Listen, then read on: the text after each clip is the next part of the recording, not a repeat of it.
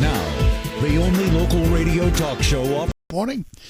But after celebrating the 75th anniversary of WSGW Radio all week long, I thought the appropriate way to end the week is to talk about radio, not just WSGW, but radio as an industry, how it's doing, where it's headed.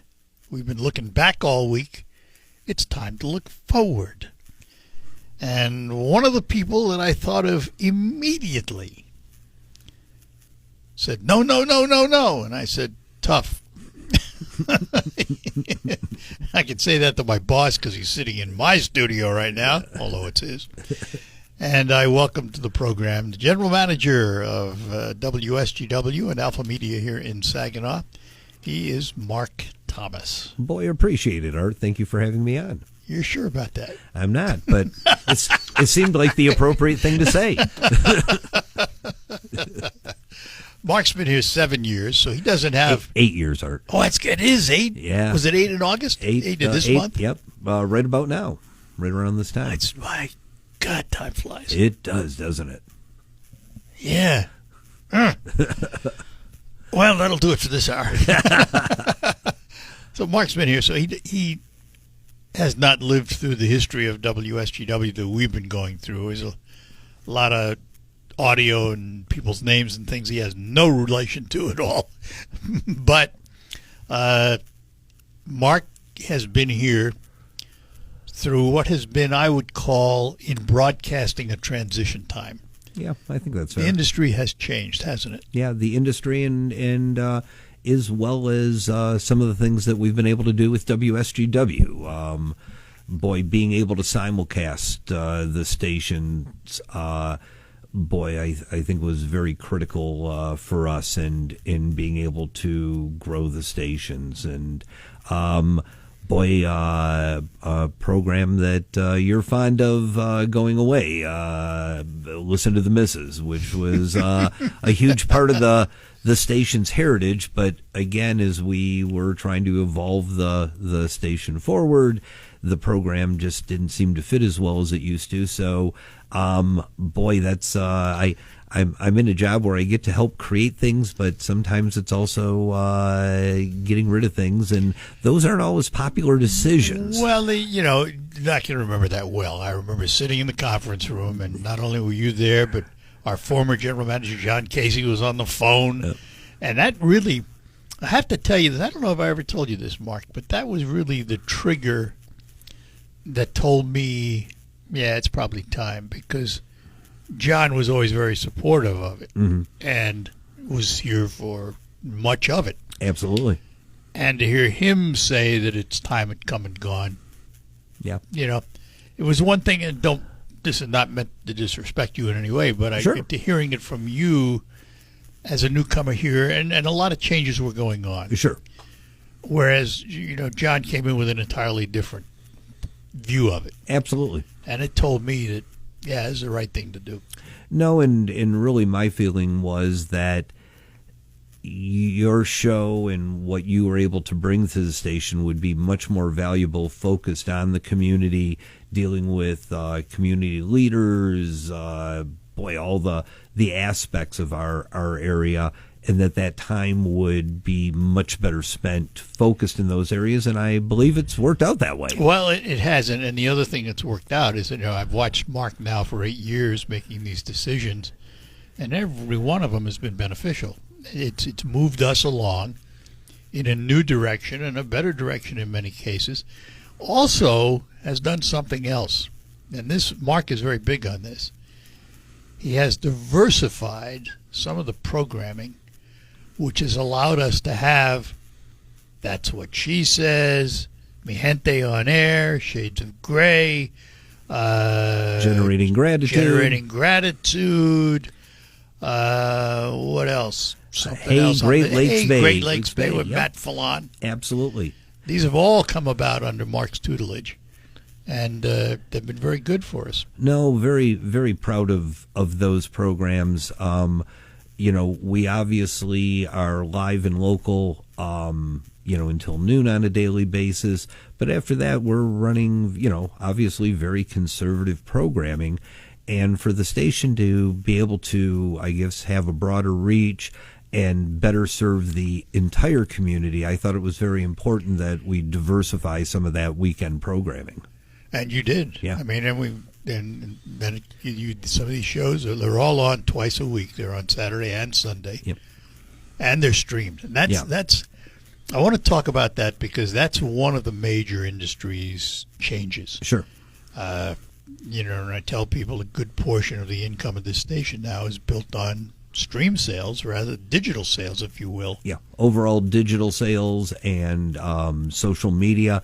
About 30% of our business now comes out of digital and in social media, which really is a saving grace for us. Overall broadcast revenues have declined over the last few years, and how we've been able to make up the difference, if you will, is through the digital products, which also tie back to your point to how many people listen to the station now via the stream. And not only, what's interesting about it is, we were all told when television came along it was going to kill radio, and it didn't.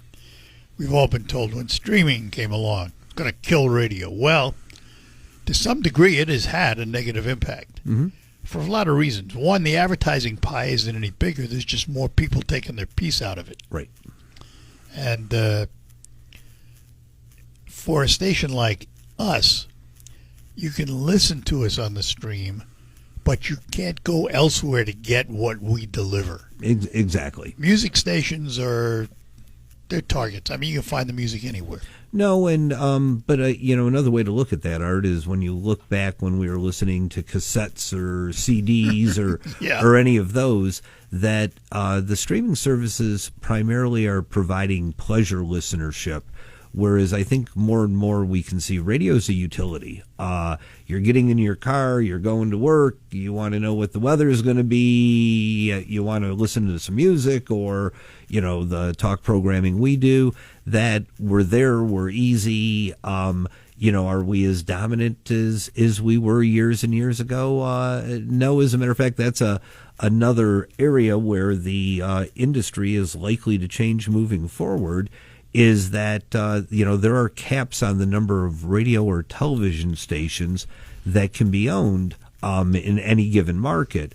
And when you and I started in the business, it two. Yeah, it used to be two, an AM and an FM, and that's all you could own.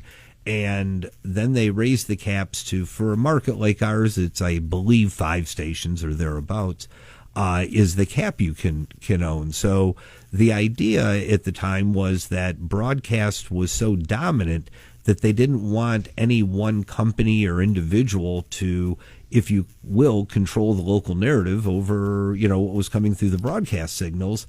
That internet thing's kind of blown that out of the water. Well, the other thing, if I give you the chronological history of it, I have said for many, many years, the FCC is an organization that knows how to fix mistakes with more mistakes. That's one way to put it. and the perfect example of that, for many, many years, there were 7,000 radio stations in the United States, licensed radio stations. At some point in time, the 80/90 docket came along, and the FCC said, well, we're going to issue licenses to communities that are underserved. Do you know, you may not believe this, we are holding one of those licenses. Is that right? And you know what it is? The Carlton license. Carlton was a community that was underserved. Gotcha. Figure that out. Didn't realize that. Yeah. And what it did was it put 3,000 more radio stations on the air, but nobody increased the advertising pie. Right. So all of a sudden your piece of the pie shrank a little bit. So then they came along and said, well, how do we fix this? Well, we'll allow multiple ownerships. You can have more properties. Yeah. And they kept doing that, yet at the same time they're worried about these big conglomerates dictating, but yet they're giving them licenses like they're candy. So you had somebody with 1,400, I think iHeart or one of those had. Boy, it's a lot. It's a lot. I'm not It was a positive of the ton. number. Yeah. And so you really wonder, I just kind of chuckle every time they do something. Well, the real key, and I don't know that most of our listeners realize this or not, but in a market the size of Saginaw, there are not many WSGWs out there. Not anymore. You look around the state, and WJR continues to broadcast with WJ in Detroit, but both of those are on the AM dial, which really does have a limitation on overall listenership And anymore. in reality, like JR is a shadow of what it used to No, be. absolutely. And Wood Radio in Grand Rapids still does a good job. Beyond that, maybe KZO and Kalamazoo. Not many. Yeah, so we're unique in having a property like this, and it's something that I pass on to my bosses, is that as we move forward, a station like WSGW is only going to become more and more important because of how we can reflect the community and how we can address things. All right. Now I have to do the most important thing for Mark, and that's pay the bills. So we're going to take a Absolutely. break, and we'll be right back. Thank you, Art. You're welcome. For 100 years, Forward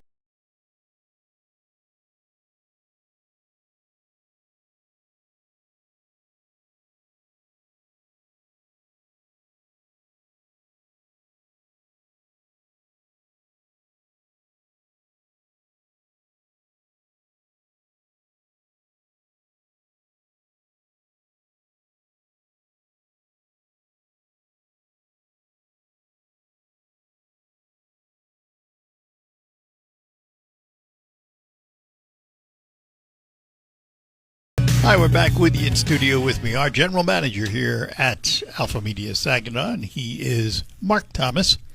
And for those of us who don't know, Alpha Media Saginaw is a cluster of 5 radio stations, WSGW AM and FM, the Core 106.3, the Moose 94.5, and KISS 107. Perfect. 107? 107.1. Thank you very much. You're welcome. Oh, goodness. And, it's, I can remember for years and years in this building, it was 2 radio stations. Yeah. And that's it, and then all of a sudden the changes came, and how times have changed. No, and it was a pretty dramatic change for a number of years as company ownerships flip-flopped and We had 7 in, I'm trying to think how many years now. Yeah. From 92? No, before that.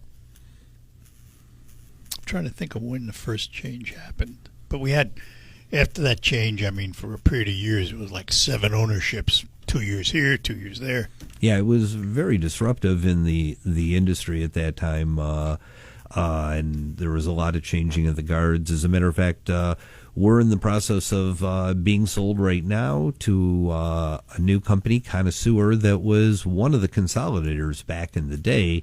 They, through their principal owner, Jeff Warshaw, sold the company at that time. I believe it was to Cumulus, and that was a number of years ago. And Jeff is now, he's been in the radio business with properties in was it Long Island and Connecticut as well. But boy, this is kind of the minnow eating the shark. But he's had the shark before. Oh, so he knows. He knows. We've been fortunate. He was, and he's one of my boys. So. No, there you go. Absolutely. Well, and he's been here to Saginaw to visit already, which is nice because he hasn't visited all 208 stations of ours. No, not at all. And so we were very fortunate to be able to host him, and he's a very good broadcaster, which. I guess it's like in any business. If you have somebody that is familiar with the business as opposed to just being an investor in the business, there's a big difference. And there's no question Jeff Warshaw is a broadcaster. And we're excited about the opportunity to be able to work with him. And, like I say, we were talking earlier about potentially some of the caps or laws changing and that sort of thing, and seeing what the future holds. It is going to be an interesting time. Yeah. It's another one of them. I called it earlier. I called it a transition time. Sure.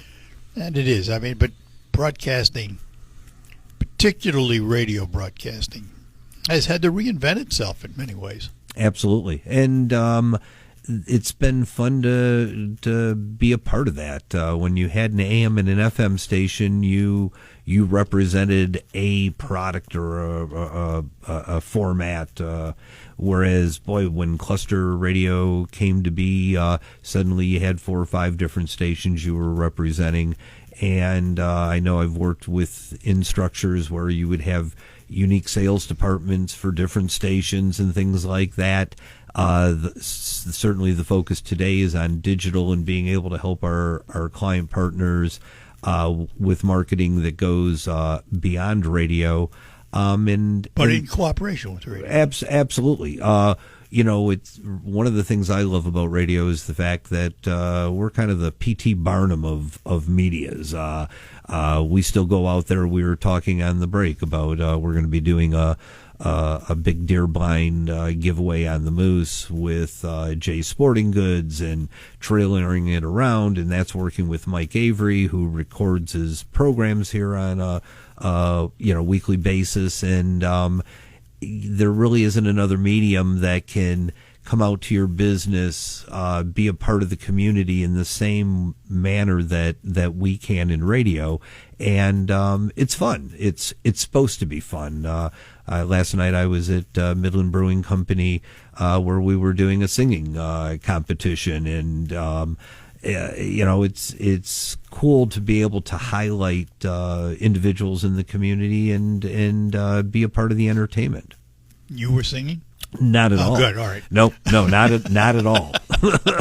You wouldn't want to hear that. Speaking of Midland Brewing, we're going to be back there because we're going to celebrate our 75th. Yeah, next Wednesday.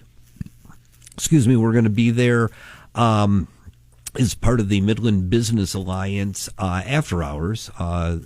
We're hosting it with Midland Brewing Company, and as you mentioned, celebrating the 75th anniversary of WSGW being on the air. As a matter of fact, we have a beautiful cake that was designed and will be created by the patisserie that we'll be enjoying out there. And again, just gives us another chance to celebrate what the station's been doing for the last 75 years. Well, thinking about changes, obviously, in broadcasting since I've been in it, which is 1963, and technical changes have been enormous. There's no tape recorders in here. Yep. There's no cart machines. There's no cassette machines. There's no turntables. There's one screen that's got everything in it. Everything's in that computer. Oh. We depend on that computer. Oh, entirely. Well, look when COVID hit. I remember, being told by the corporate office that we needed to close down the music stations and get everybody out of the studios, and had no idea that you could operate one of our stations from an iPad at somebody's home. Hello. Yeah, and I think I was supposed to know all that sort of thing, but it was something that I guess there really wasn't a practical application, but when it came to that, it really was that simple. But I mean, boy, what a change in technology in comparison to, like you were talking about, the big old cart or big old reels of tape and, everything that it used to require in order to be on the air. I remember COVID, I got a call from Dave Maurer who said, "Hey, Art, starting tomorrow, you're broadcasting from home." Mm-hmm.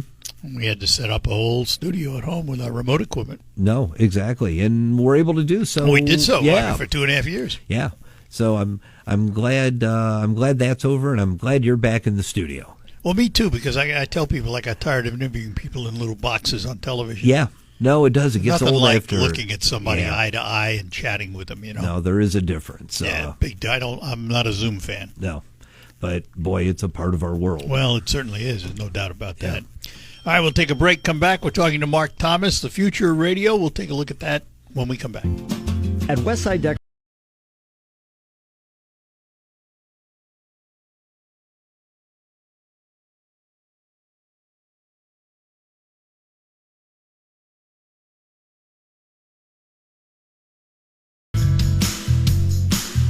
And we're back with you as we conclude our celebration of our 75th anniversary of WSGW Radio. We're doing it by looking ahead a little bit And with me in studio, a man who has been in the business for years, Mark Thomas. How many? Started in 1981. So it's been a while. Yeah, in college radio. Yeah.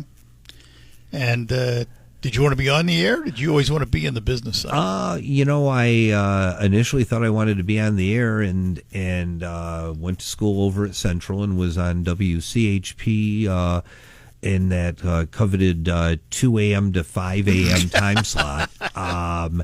And quickly found that being on the air and on radio and public speaking were two different things.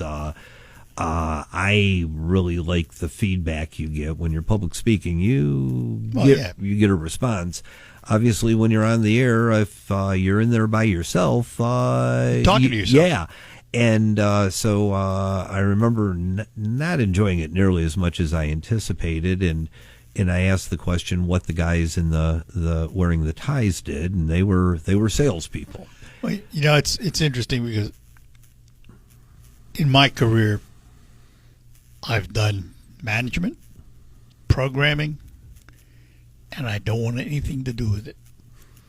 I came to that realization years ago. I just don't want anything to do with it, because the fun for me is doing what I do. Yep. And that takes away from that fun. Gives you you have to look at things entirely differently. Yeah, absolutely. Yeah, no, it takes a special person to sell, and I'm not one of them. Yeah, I enjoy the sales portion. I also really enjoy the management of, getting the right group of people together, trying to get them all to row in the same direction. And that's a good trick. Oh, it is. Well, and it takes a little bit of time. And as you know, Art, I've spent the majority of my career moving from market to market where I was kind of a turnaround specialist. I was going to say, you were the fixer guy and would stay in markets for about 5 years, hire my replacement, train them, and then move on to the next market. Feel very fortunate to have had the opportunity to move back closer to home here in Saginaw, and this is the longest I've ever been at a group of stations, and it's like I say, 8 years here at the end of the month. Yeah, well, the chain we put around your ankles should tell you something. You're not going anywhere. No, have no interest in going anywhere. I've been able to, and it was cool being able to see the country, but there's no place like home. That is one thing radio does let you do, though. Yeah. I mean, if you do move around, you do get to see the country. Learn about different cultures. You're in different communities. They all, what I discovered in my career, all these communities have problems. They're just different names. Yeah. No, absolutely. Yeah, and every place has something unique about it. And what I've also figured out, you can acclimate into any community, but when you come home, you don't have to try. No, that's right. Just like those people, yeah. And that's something that, I guess having moved around, I really appreciate. Well, it took a while to get that way because I'm not from here, but being here as long as I've been here, sure, I am one. Oh, absolutely. I as much as I'm a native New Yorker, I'm more a Saginawaian now than I've ever been a New Yorker. I don't think Saginaw is going to let you get away either. All right.